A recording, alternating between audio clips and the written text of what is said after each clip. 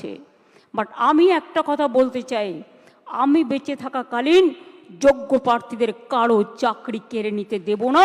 It is my commitment.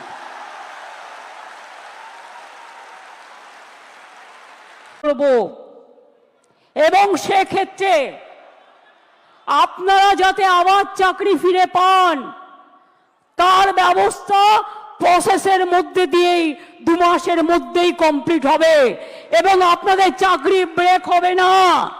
কারণ আপনার experience এবং অ্যাডিশনাল কনসেশন আপনারা পাবেন যারা 10 বছর ধরে চাকরি করছেন। Let the good sense prevails. এবং তারা যারা যোগ্য তাদের চাকরি না কেড়ে নিয়ে তাদের কাজ করবার সুযোগ দেবেন। বাই চান্স যদি না দেয়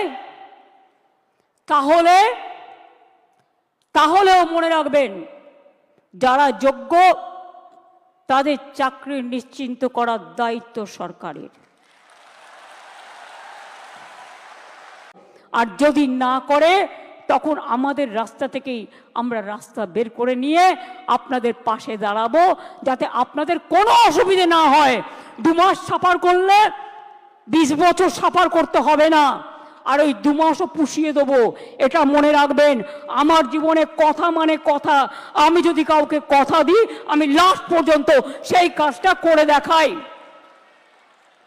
কারো দোয়া ভিক্ষে চাই না, আপনাদের ভিক্ষা করে